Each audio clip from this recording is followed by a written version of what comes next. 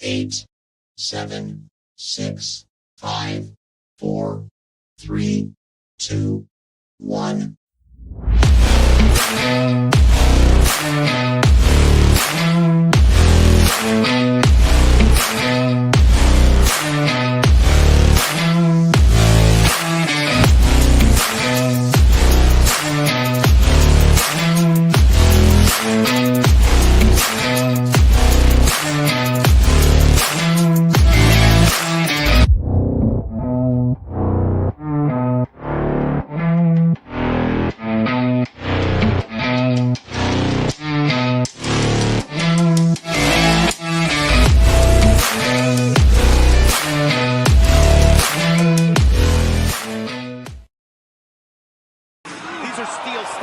What is good, everyone? It is your boy Politic alongside no one. Not sure where all my partners at this very moment. I'll be honest, I know where two of the three are.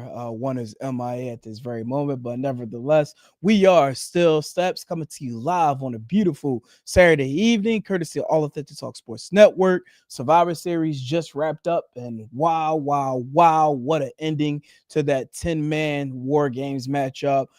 We did get the Hills going over the division, defeating everyone from Cody Rhodes, CM Punk. Who else on the team? Cody, CM Punk, the Usos, Roman Reigns. What was a crazy ass War Games match to finish out the pay-per-view. Overall, pretty solid event.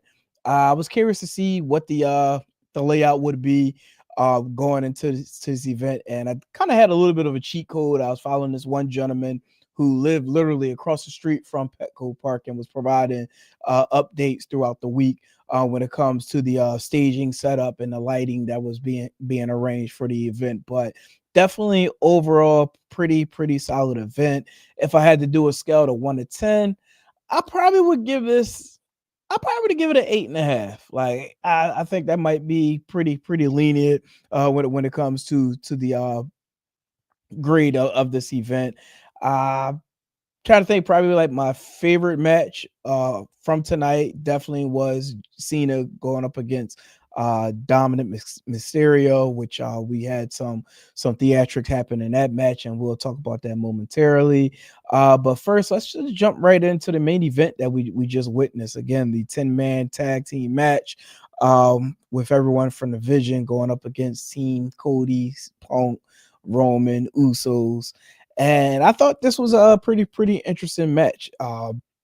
Throughout the match, we had some mishaps with Cody and Punk, where there was a moment where Cody, ended up hitting Punk by mistake, which that kind of brought the two, at odds when it comes to going on through the War Games match.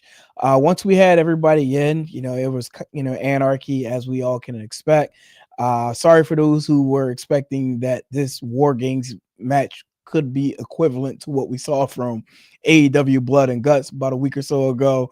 Apologies, you're definitely not gonna get that same energy when it comes to War Games matching what we saw from Blood and Guts last week. So yeah, hey, it's WWE. They still performing in front of the children. But let's dive right into the conclusion of this match, where we saw this mysterious black hooded individual dressed in all black, to be exact, climbing inside of the cage. So once this person made foot inside of the square circle, he then abruptly super kicked CM Punk, which he followed up with a curb stomp. And immediately a lot of people were speculating, like, is this Seth Rollins? As we all know, Seth is out of action at this moment, although he did just recently pop up in an interview earlier in the week, which he was still displaying the harness as far as like his arm, the brace, which he claims that he won't be totally clear, which I thought he kind of cleaned up a little bit during this interview. I know he said something about focusing on getting back to try to be in WrestleMania shape beginning in February, which I mean, to be honest, that's not that far to be from us. So, is it possible that this individual was in fact Seth Rollins? I'll be honest. When I saw the person stand in the ring, I don't know if I actually had a shot, like a thorough shot of him standing in the ring. I'll be honest, and maybe I'm crazy with this, and somebody else may also had this thought too. But I mean, this is a way left thought. But for some reason, like looking at the build of whoever this individual is, I thought this was our truth for some reason. Like, I don't know why, but for some reason, I just speculated that this could be somehow our truth getting in the mix. But I don't know. I don't really have any type of correlation of why it could be him, but many are speculating that this could be Seth Rollins, but I don't know.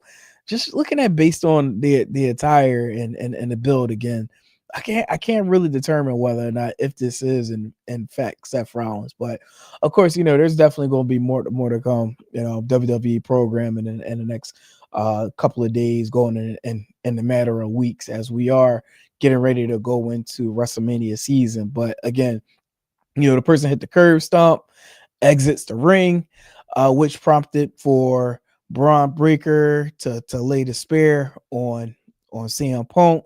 Got the cover 1, 2, 3, and again Team Vision picking up the victory, defeating CM Punk, Cody Rhodes, Roman Reigns, and the Usos. So I thought it was a pretty decent match. It came with everything that we all typically would see when it comes to the stars that were involved in this match.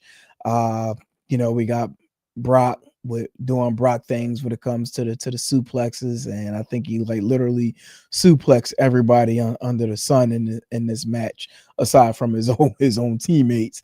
But I will say, and I don't know if anybody else had caught on to this too, but this 10-man tag had to had set the record as far as like the number of spears being delivered in a wrestling match. Because I think I may have lost count.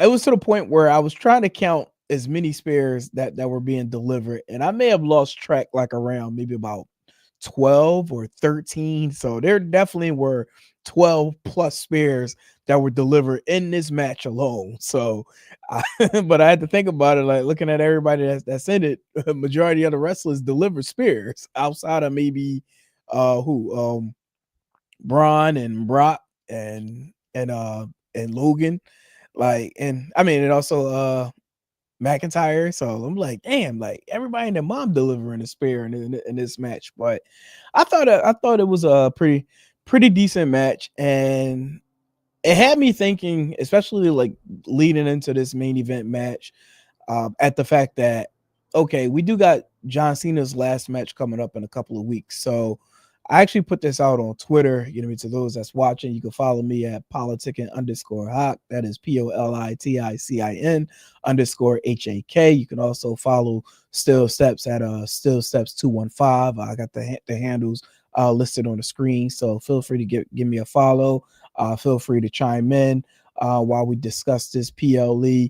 But just getting back to what I was getting ready to say, but I was just thinking about how Cena is coming up with his last match in a couple of weeks, and I was thinking about how with his last match and his run coming to a close, looking back at this particular main event, this was one to actually pay close attention to, because whatever the outcome turned out to be is likely what we're going to see going into WrestleMania in 2026. So there we had the random individual coming into the ring and making an appearance and taking out CM Punk first and foremost. So I believe whoever this individual is likely probably going to begin feuding with CM Punk in the near future. And again, many jump the gun as far as like speculating that it could be Seth Rollins, but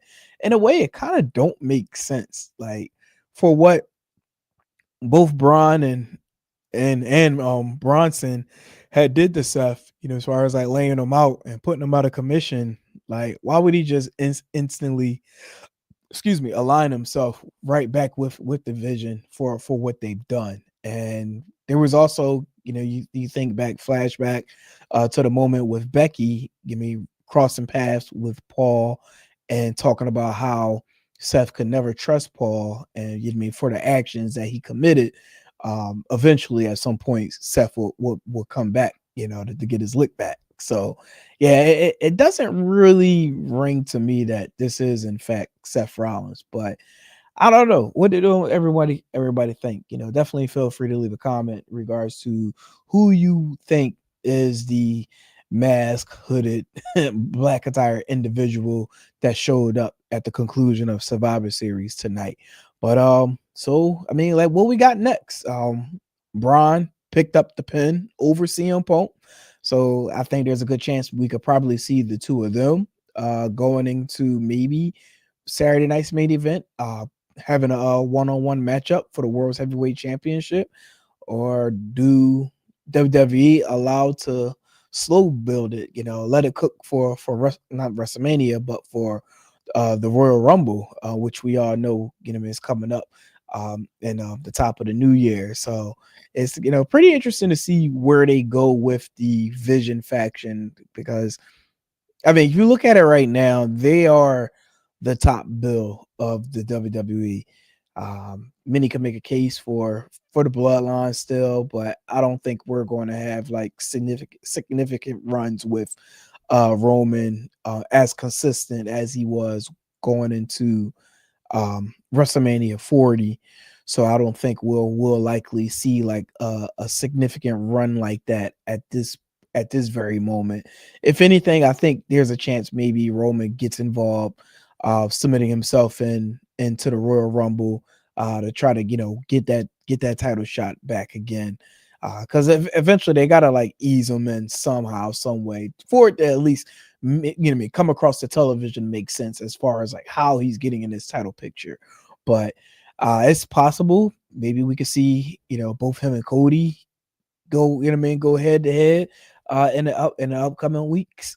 Maybe leading into Royal Rumble. I don't think they would be wise enough to want to put a Cody Roman on Saturday night's main events, and that all depends on where the ticket sales are for that particular event. But I'm assuming they're probably selling pretty good based on the ramifications of Cena being his final event with the company. So, but yeah, it's definitely going to be interesting to see where we go with this Vision, and even if this person, this unidentified person who showed up tonight, will even be part of the Vision. And again, and we could go back to looking at the build again. And I know somebody probably gonna call me crazy, like, you tripping. Like, ain't no way that's who you think it is. But for some reason, like, just looking at the build, and it kind of makes a little bit of sense. I don't know why, but call me crazy on this one. But just looking at this build, and again, we're just speculating. I'm 90% could be wrong, 10% could be right.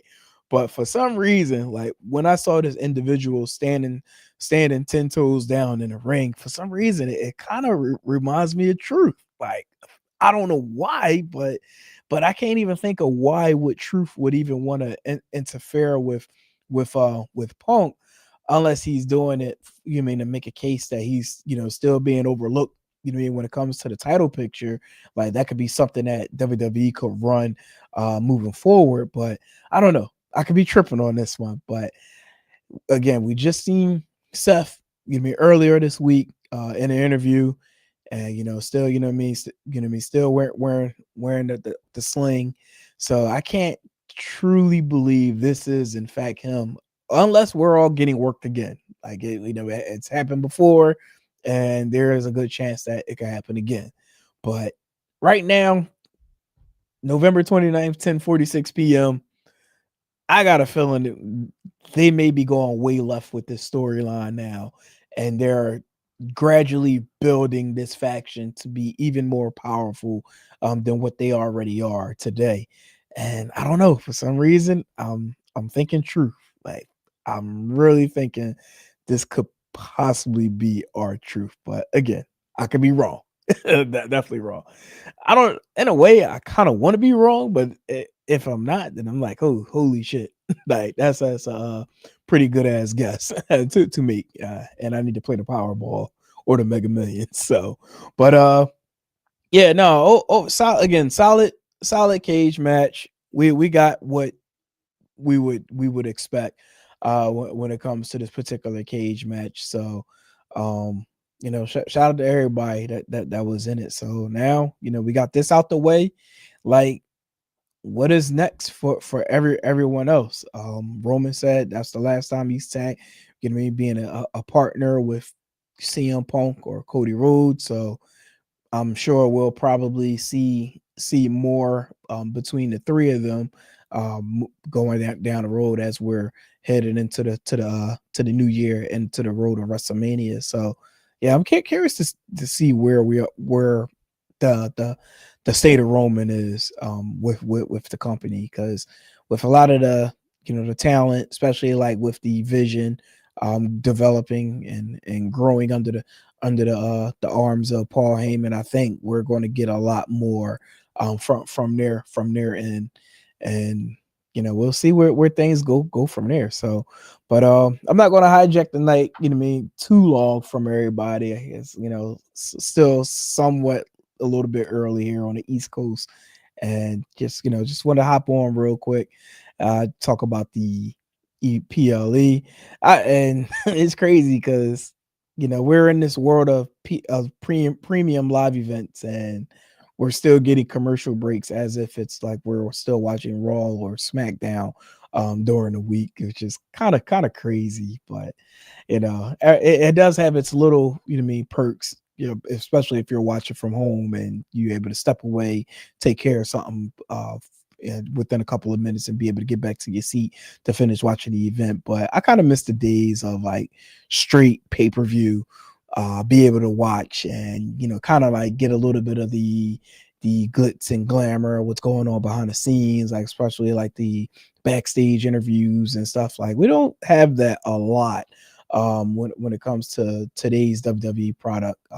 Now, give or take, depending on how you watch Monday Night Raw, they do have their moments where they're conducting interviews between commercial breaks. So that's pretty cool. But to not see that roll over in the form of a premium live event is kind of crazy. And I'm pretty sure, Mr. Vinny, who no longer is, partaking with the company, he's probably like, flabbergasted that there's commercial breaks during the pay-per-view. So, and I got to call a violation on WWE too, just on one simple thing, was that like you took your commercial breaks prior to the 10-man War Games matchup. And with all of that going on, like you still didn't have the cage down after the commercial break. So I'm like, ew, like all that time y'all taking up, like you still didn't have the cage down. So a little bit of a violation, but hey, it is what it is. But allow me to take care of things before the next matchup even had came about. So, but moving on, go back to the top of the event. We did start the show with the 10-woman tag team match, which we had AJ Lee, Alexa Bliss, Charlotte, Io, and Rhea defeating Becky Lynch, the Kabuki Warriors, Lash Legend, and Nia Jax. Shout out to the smart marks in the crowd, giving Lash a pretty decent reaction. Her first PLE on the main roster, and I got a kick out of them actually chanting "whoop that trick" in the crowd while she was in the ring.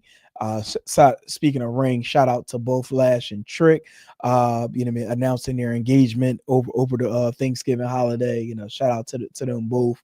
And it was funny, I actually did catch a tweet from Trick asking, was like, I know she ain't got that ring on in the ring, and I wanted to reply back, but didn't have an opportunity to. But yeah, I'm like, I thought the same thing, on her on her hands, seeing it wrapped up. So, but yeah, hey, listen, me got that engagement. Like, look, she don't want that ring coming off. So hey, she doing everything that she need to do, keep that bad boy on. But yeah, this was a pretty decent match as well. I thought the match, it wasn't as violent as many would have expected to have seen, especially coming off again, circling back to AEW Blood and Guts, the women's match that was, pretty gruesome. but was a phenomenal match with the ladies. So this one wasn't as gruesome as someone may have thought it would be, but overall, I thought it was a pretty decent match. One thing I thought was going to happen but didn't happen was there were could have been a potential swerve with Charlotte maybe like turning her backs on the team, which could have possibly allowed them to lose, but that didn't happen. I will say when I did see that they were victorious in this match, I kind of had a feeling that the Hills being the division will win their match. But overall, this one was a pretty decent one with Becky tapping out to AJ. So it looks like their story is probably going to continue going into maybe Saturday night's main event. We'll probably get to see those two again square off, which probably at that point Becky would get her lick back with with AJ, because I think at this point this would now have her have two losses from AJ at this point. So I think there's a good chance we probably see them run that back in the next couple of weeks in DC. So, but yeah, like this was a pretty decent match. We also had my favorite of the evening, which is Dirty Dom going up against John Cena. Never seen 17 defending the Intercontinental Championship. Hold on, sorry, let me slow that down just a little bit. And apologies if y'all see me wiping my eye. For some reason, it's like my right eye's like teary. I don't know if it's the lights, but you see me wiping it. That's what's going on. But yeah, it was kind of following back to the conclusion of this match. We had members of Judgment Day partake in trying to help out Dom. Prior to this moment, we did have Raquel and Roxanne try to assist Dirty Dom, where he did attempt a Hunconrada on Cena, which didn't land properly on the floor, which then prompted for medical and everybody to come out to check on Dom. Which then at that point Cena ended up going back into the ring, and Roxanne and Raquel ended up going in on Cena, which then Dom got up as if like nothing was wrong and attempted to land a 619 on Cena. When he had attempted to cover, the ref decided not to count the pin. Like, like you were just portraying being hurt outside of the ring. Like, nah, we not doing that. We not doing that. Which he then subsequently tossed out both Roxanne and Raquel out of the match. So match ended up continuing. We then, fast forward where we had the spot where both JD and Finn came out to assist Dom, which then Cena prompted both JD and Finn into the attitude adjustment, which while Dom was outside of the ring, attempting to get his Intercontinental title to hit Cena, which he ended up, I believe, he ended up missing, and then he ended up getting the AA, which then by that point music hits and we got the return of Liv Morgan. Shout out to Liv, making her way back. Which when she was in the ring, she squared up with Dom, ended up slapping him. Looks like she was getting ready to turn her back on Dirty Dom.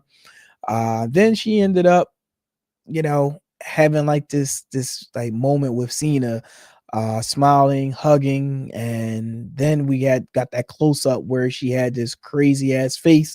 And for those that follow, remember Cena had the same exact moment during the Elimination Chamber after he had turned heel and betraying Cody Rhodes. So it was almost like karma of its own all over again for John Cena. So once Liv ended up leaving John Cena's arms, kicked him in the nuts. And then we had Dirty Dom landing a 619, followed by Liv hitting Cena with the Intercontinental Championship. Dom closes the show, hitting his frog splash. And then we got the cover 1, 2, 3, and the new World Wrestling Entertainment Intercontinental Champion, two-time Dirty Dom, getting his belt back, celebrating with his boo Liv. Again, it's great to see Liv back. Looking forward to seeing her getting back into the mix.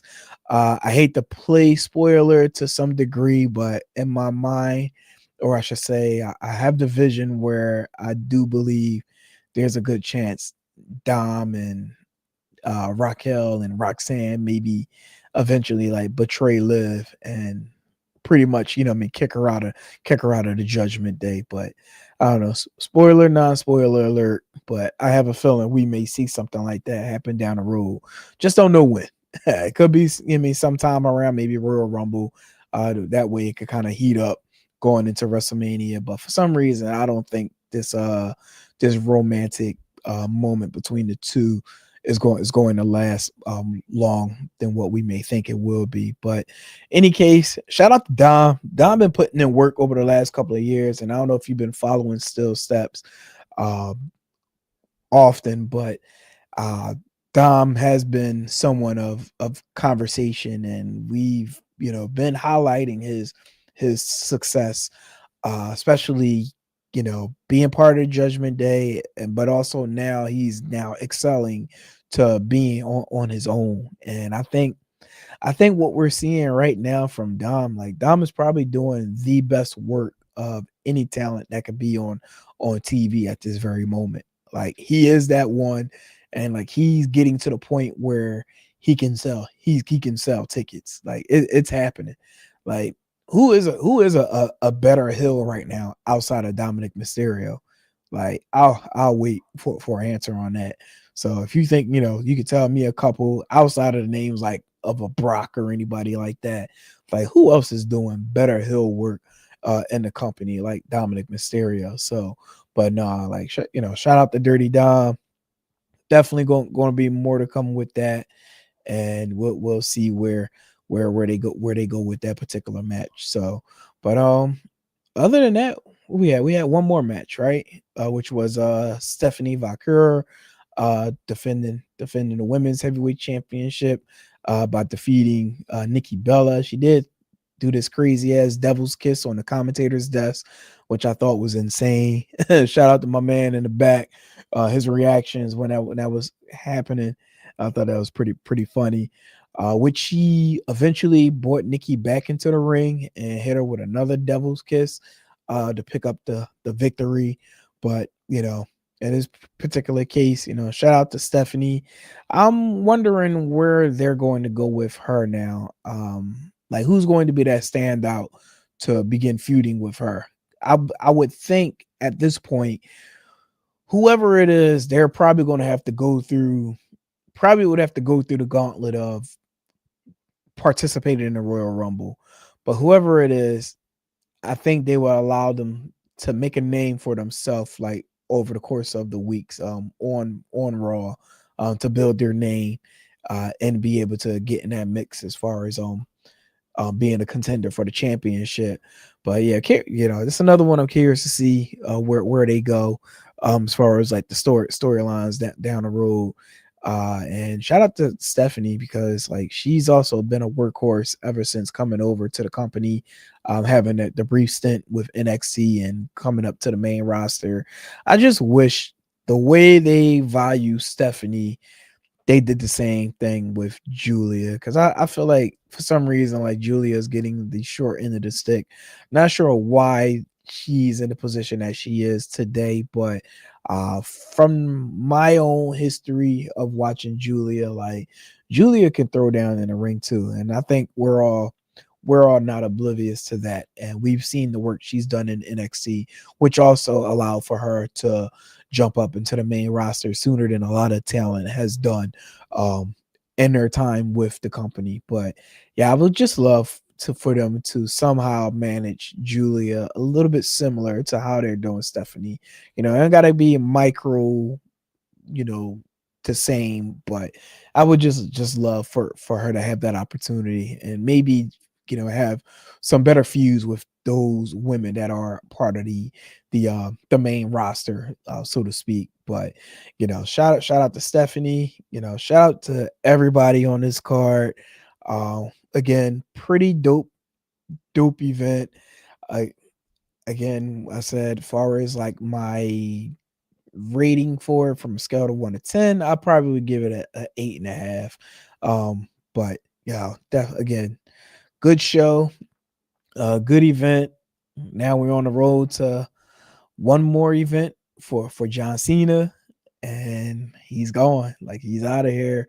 Who do y'all think should be like leading the pack as far as like being like that top figure for the WWE now that Cena is retiring? So like, who should be that guy carrying that torch that Cena once held over decades for the company? So whoever that person is, like, they definitely got some big shoes to fill, pause, when it comes to being able to, you know what I mean, hold that banner, that WWE banner moving forward. But I'm again curious to see what happens. That's like my motto for tonight. Curious to see what happens. So, but yeah, so there you have it. Quick little recap of Survivor Series War Games out in San Diego. Again, dope show, dope event. I'll be honest, I actually love it even more. The fact it was like with the timing, started at 10, ended about 10:15. So it wasn't like too long. So like this was all in all good event to get me to bounce back on. And let's see where they go from here. You know what I mean, with the Saturday night's main event. And then, we got the road to WrestleMania, which will be taking place in Saudi in 2026. So, all right, everybody, it's your boy Politic and Hot. This was Still Steps Survivor Series San Diego recap edition. We'll be back to our regularly scheduled programming next Thursday, and we'll holla at y'all later. Till then,